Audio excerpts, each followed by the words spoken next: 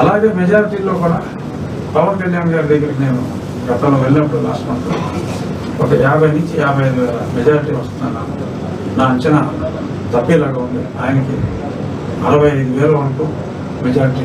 అంటే నా అంచనాల మీద ఇంకో 10,000 ఎక్స్ట్రా. కొన్ని బూతుల్లో 80% ఆఫ్ ద ఓటింగ్, అంటే 85-90 ఓటింగ్ అయితే 80% పవన్ కళ్యాణ్ గారికి పండి అని చెప్పి ఎర్లీ మార్నింగ్ విచారణలో తెలిసింది.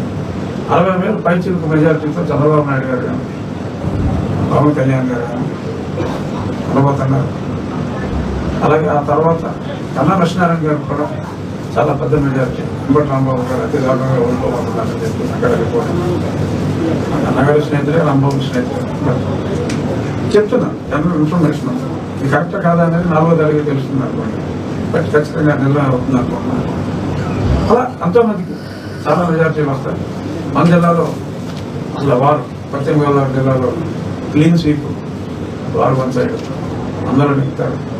ఇదే అసలు 150 అనుకున్న తర్వాత ఎవరెవరి పేరు చూసుకోవాలి. వారిని ఓడిపోవాలి తప్ప ఈ గాలిలో, ఈ తుఫాన్లో అతను ఓడిపోయేవాళ్ళు చెప్తున్నాం. మెజారిటీలు అయితే వాళ్ళు ఓడించాలని చంద్రబాబు నాయుడు గారిని ఎంతో ఖర్చు పెట్టి 4,000-5,000 ఇచ్చారని అంటున్నారు.